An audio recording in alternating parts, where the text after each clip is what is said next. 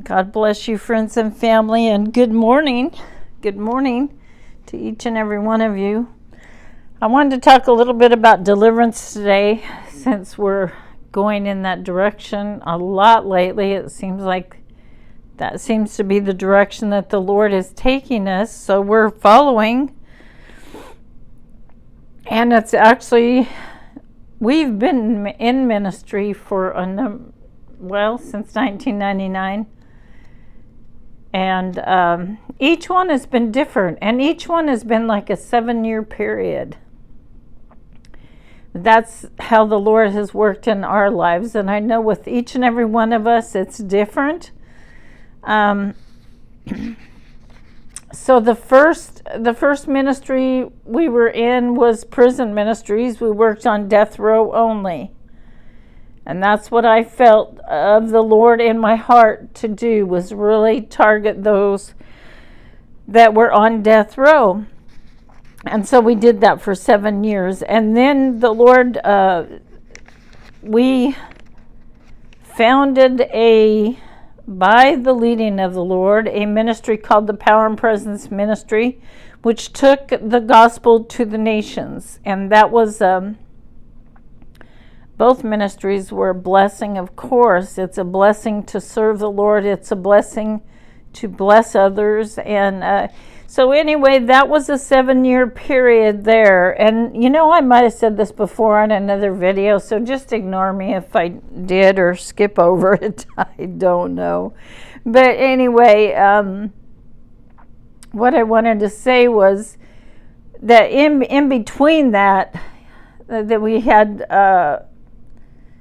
a real difficult time where my second oldest daughter passed away, and it was very difficult to walk through that time.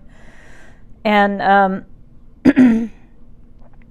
excuse me, we basically took a break from ministry, not from God, amen, but from ministry. We had to take some time out just to heal. There was not only the death of my daughter, but there was some division in the family that was really hard to handle, really hard to take along with her death. And then a year later, my sister that was 17 months younger than me, she died. That was very, very hard to take. So anyway, that time in there, it was just a time of us seeking the Lord and ministering. But right now, I do believe that God has taken us into the area of deliverance and setting the captives free. And there was actually a prophetic word over my life back in 2012. I believe it was 2012, I'm pretty sure.